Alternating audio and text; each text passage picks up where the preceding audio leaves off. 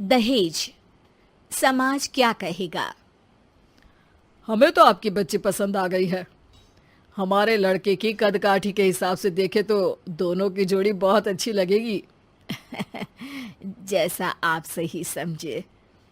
बेटा योगेश, तुम दोनों को अगर टाइम चाहिए तो आपस में अकेले में कुछ बात कर सकते हो। हम बाहर चले जाते हैं।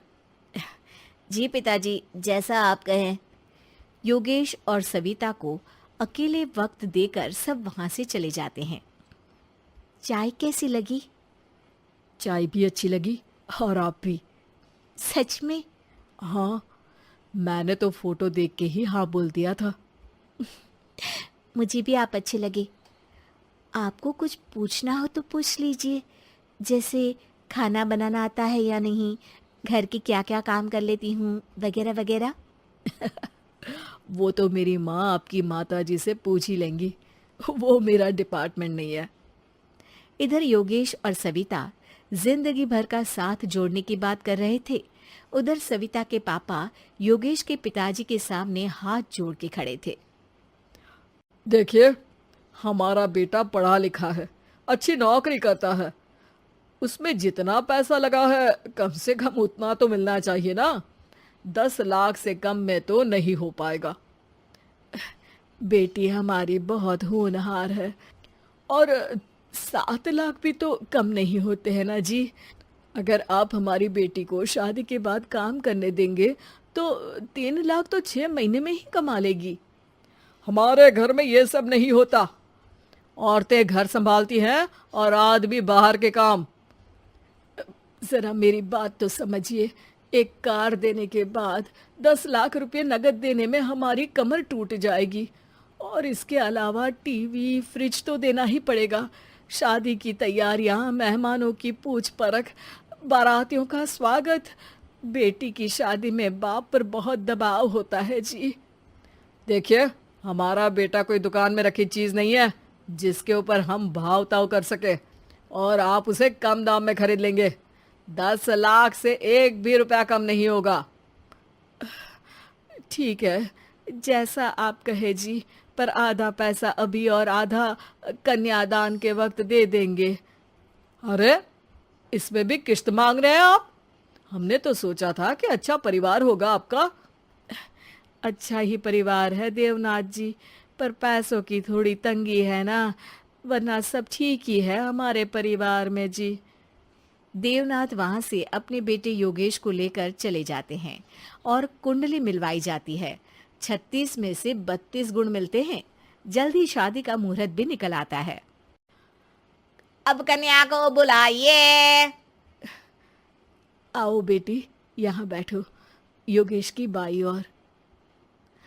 मंत्रोच्चार शुरू करते हैं।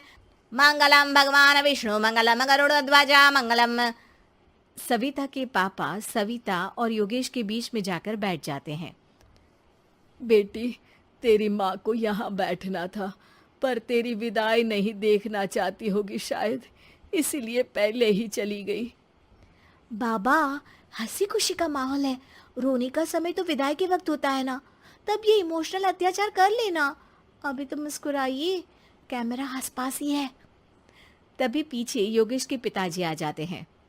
अभी तक पैसे नहीं आए आपके यहाँ से? उठा लूं क्या बेटे को? आते ही होंगे, मैंने अपने छोटे भाई को व्यवस्था करने के लिए कह दिया था।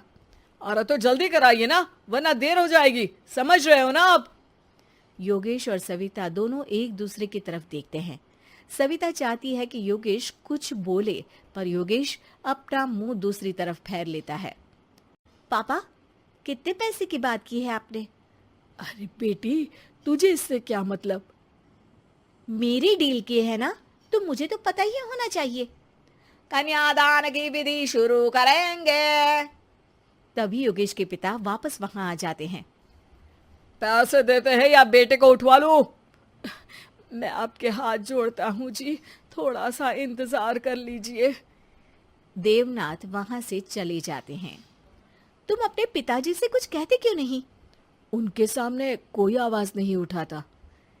ऐसा नहीं है, कोई तो उठाएगा ही। तभी वहां सविता के चाचा एक बैग लेकर आते हैं और सविता के पापा को देते हुए कहते हैं। 9 लाख ही हुए। आत्माराम इशारा करके योगेश के पिता को वहां बुलाते हैं। क्या? सिर्फ 9 लाख? बाकी 1 लाख कहाँ है? नहीं हो पाए जी, शादी के बाद कर देंगे। अरे आप बात से पलट रहे हैं। जल्दी से अभी के अभी पूरे पैसे लाइए, वरना बेटे को उठाऊं क्या? देखिए मैं आपके पाँव पड़ता हूँ। रुक जाइए पापा, रिश्ते हाथ पकड़कर जोड़े जाते हैं, पांव पकड़कर नहीं। बेटी तू चुप रह। नहीं, ये कब से बस कह ही रहे हैं कि उठवा लूं, पर कोई उठ ही नहीं रहा। लो, मैं ही उठ जाती हूँ। बेटा, अपशगुन हुआ। दहेज लेना सबसे बड़ा अपशगुन है, पाप है, पाखंड है। और योगेश, तुम्हें मैं पसंद हूँ तो कुछ बोलते क्यों नहीं? और तुम्हारे पिताजी, अरे देवनाथ जी, आपके नाम में ही बस देव है, काम तो आपके असुरों जैसे हैं। पर गलती आपकी नहीं, गलती मेरे पिताजी की है, जो आप जैसे लोगों को घर की दहलीज भी चढ़ने देते हैं। लेकिन एक बात साफ है, मैं आपके घर की दहलीज कभी नहीं चढ़ूंगी। अरे बेटा, समाज क्या कहेगा? यही कहेगा कि सविता के भीतर की माँ दुर्गा जाग गई थी, जिसने पापा के खिलाफ, गलत के खिलाफ आवाज उठाई। आसपास के लोगों ने जोरदार तालियां बजाई। समाज की तालियों से पता चला कि समाज क्या कहेगा। समाज ने सविता की बात को स्वीकार भी किया और उसको अपने सर आंखों पर भी बिठा लिया।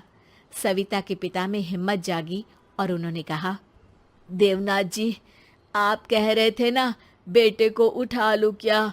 उठा लीजिए। हमारी बेटी को आपका लड़का पसंद नहीं है और हमें आप